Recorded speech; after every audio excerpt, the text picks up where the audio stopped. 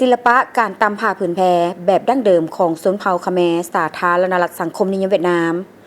อยู่เขตทงเพียงเหลิมดงชนเผ่าบางดาลาดมีความเกี่ยวพันกับธรรมชาติและการดำรงชีวิตของคนในยุคสมัยผสมผสานกับประเพณีที่สืบทอดกันมาแต่โบราณแม่หญิงชนเผ่าโคหลายคนยังเอาใจใส่เฮ็ดเวียกนักเพื่อปกปักรักษาหัตถกรรมตำแผ่นแพพื้นเมืองที่เป็นจิตวิญญาณวัฒนธรรมของประชาชนลวดลายดอกไม้แต่ละแถวอยู่ถึงผืนแพ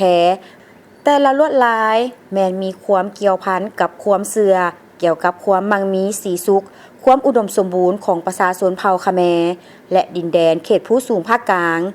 ศิลปะตำผ้าแพพื้นเมืองเหลิมดงจุดพิเศษในอาชีพตำหูกแม่นการทักแซวมันบ่แม่นระบบคงทีอุปกรณ์การตำแผ่นแพแม่นประกอบด้วยไม้ไผ่ที่ง่ายดายวิธีการตำผ้าแม่นนั่งเหยียดขาซื่อๆแล้ววางไม้และฟืมวางลงที่ขา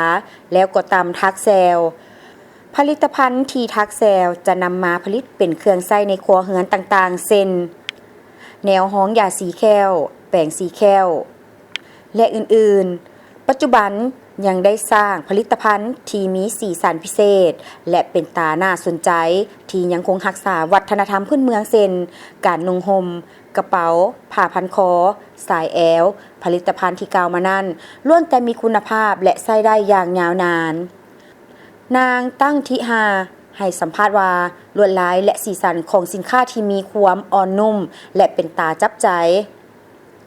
การทักแซวแม้นมีความพิถีพิถันหลายแต่ละลวดลายในสุดอาภรณ์พื้นเมืองของชนเผ่าโคบ่เพียงแต่เป็นเส้นที่เรียบง่ายเท่านั้นเอกลักษณ์ดังกล่าวยังถูกเปรียบเทียบเป็นตัวหนังสือพิเศษที่มีเรื่องเล่าเกี่ยวกับชีวิตประจำวันเช่นรูปภาพภูผาป่าไม้ต้นไม้หรือสัตว์ที่อยู่ใกล้เคียงกับชีวิตการเป็นอยู่ของประชาชนในที่นี้การปกปักรักษาหัตถกรรมบ่เพียงแต่เป็นการรักษาจิตวิญญาณวัฒนธรรมหัวใจจิตวิญญาณของคนที่ทักแซวเท่านั้นแต่ยังได้สืบทอดเป็นมรดกไว้ให้รุ่นลูกรุ่นหลานได้สืบต่อเป็นหุ้นๆ